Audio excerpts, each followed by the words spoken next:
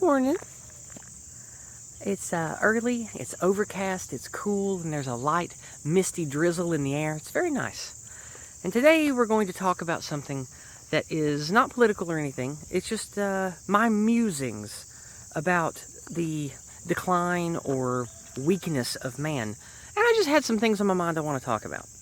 Because we all know that we have the good when it comes to life, and then we have the shit, which I don't know if you can see it, but there's a big pile of horse dew right over there. So today we're going to talk about what I think has made people weak, what I think has led to, and we're going to obviate, not obviate, it's the wrong word, I got ahead of myself. We're going to leave alone all the propaganda stuff, all of the ethnic versus ethnic stuff, all the political crap. We're going to step away from that. And I'm just going to talk about what it's like civilizationally now versus what it was like a long time ago.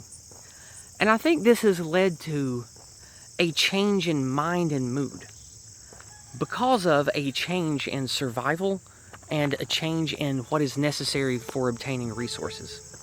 Now there's a trash truck way over there that's pretty loud, but I don't think it's going to bother the video too much, so I'm not going to cut it out. When I think about the weakness that I see in civilization in the West, I'm talking about white people right now, especially the Anglosphere. One of the things I've noticed is it's like people of my age, older than me, younger than me, it's like they find this one thing, this one facet of being. Okay, the trash truck's coming this way. I am going to have to clip the video, sorry. My goodness. There was a loud tractor right behind the trash truck. That was a longer break than I expected. Anyway, where was I? Oh yeah, talking about people. People my age, older or younger, doesn't really matter.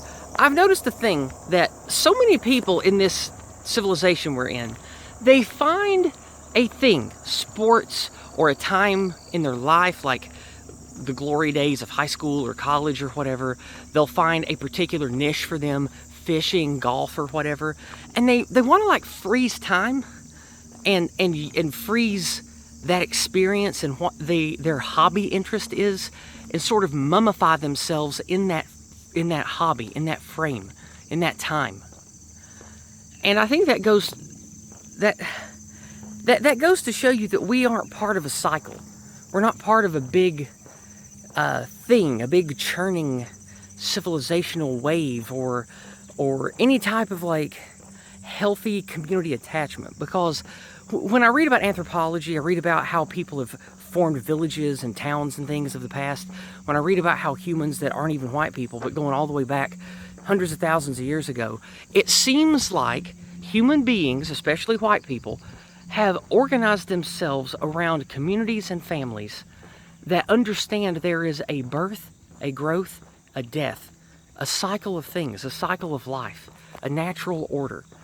And the severance from the natural order, I think, sort of mentally flips us on our heads.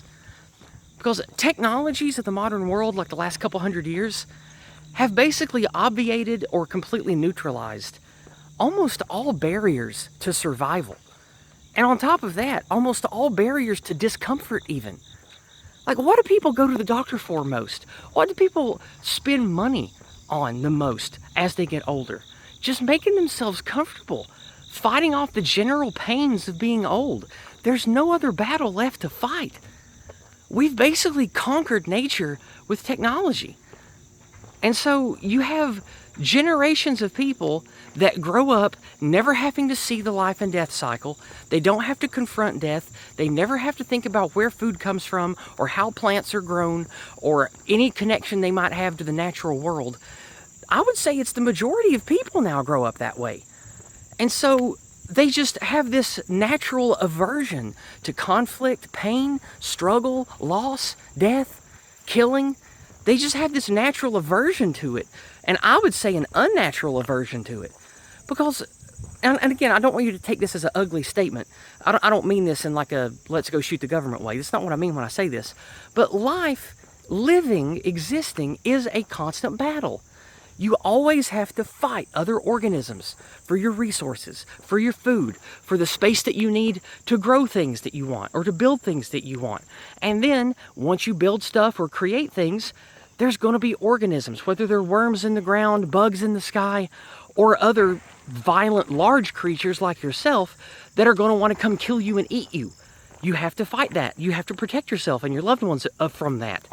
And I think that being separated from all of that for generations, it's, again, I know about all the propaganda and all the politics and all that stuff. Like, I get that. But today, I'm not really thinking about that. I'm just thinking about a more, in a way, a more important thing that you should consider about being a parent, about creating a community, being a community leader. I think that, I'm not saying you should, terrorize kids or anything, but I think that we should raise children, letting them know about firsthand experience what it's like to raise a chicken from an egg, knowing that you're going to kill it and eat it. Let them touch cows that you're going to milk and one day they're going to die. Let them touch cattle that are going to be killed for beef. Let them understand life and death, conflict, pain, blood, suffering. They're inescapable. You have to embrace those. And I think that that's one of the things that makes this army of spiteful mutants, this army of just disgusting bureaucrats that controls everything across the world. I think it's because they have this odd, unhealthy worldview of they want to live forever. They don't want pain and conflict and suffering at all. They want to try to obviate everything negative. And they just sort of get lost in that psycho world of, I don't know, God-tier management. And they think that they can just prevent war and struggle and death and suffering. And you can't. You can't do that. You can engage with it responsibly. You can face it. You can face hardship. But you're never going to be able to obviate it. You can't make the human condition go away. You can't change the dynamic of what it's like to live in this universe, in this cosmos.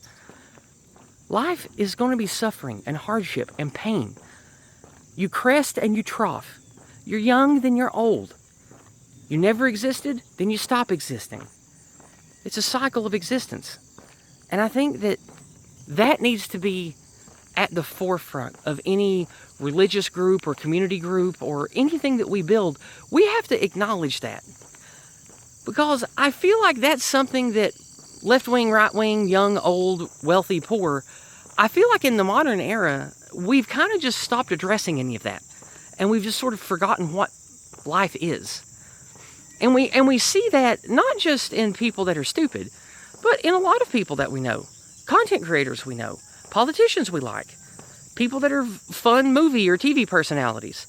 Most of us do not know firsthand anymore what life really is.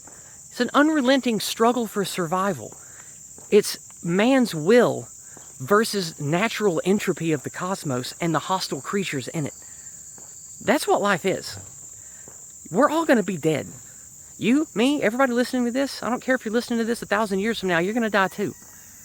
You have to accept that. That's never bothered me. I've never cared about that because I was raised on a farm. Well, between two farms, technically.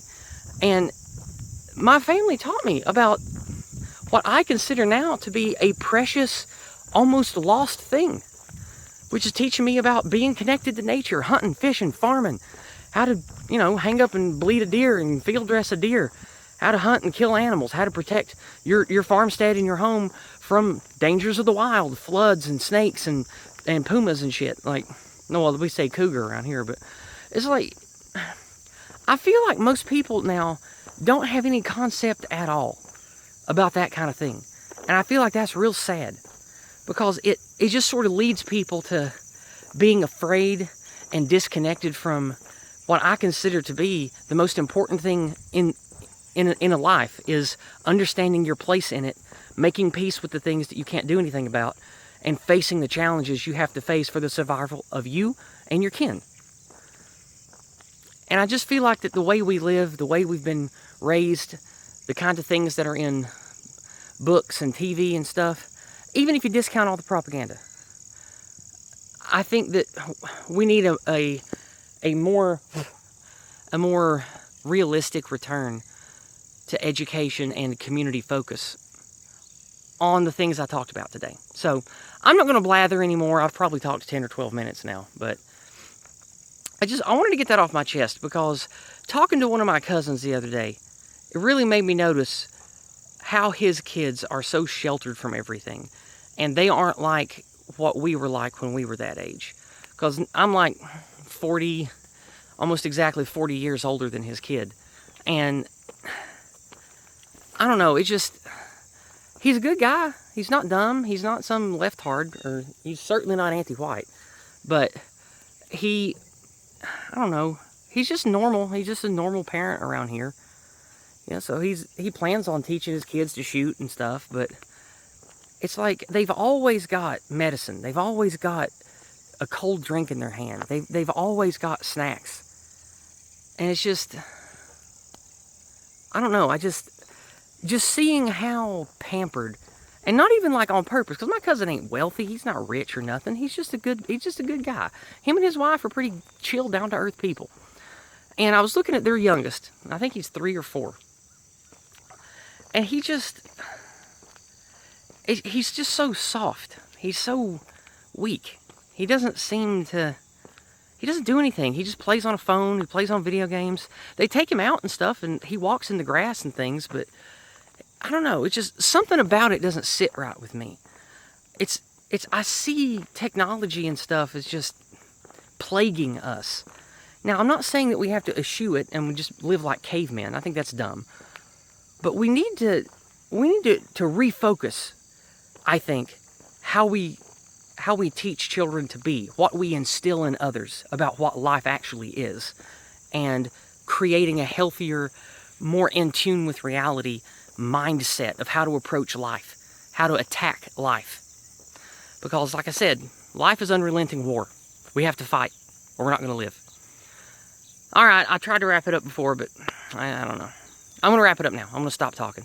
I hope you guys have a wonderful weekend. I will definitely be on Christopher Everard's channel for an interview this coming Sunday around midday. I will be leaving a link in the description below, and I'll make it the pinned comment as well. I hope to see you guys Sunday. Come visit me over on Chris's channel. He just wants to interview me and ask me some questions and talk to me for a couple hours. It should be fun. I love you guys. Have a great weekend. God bless.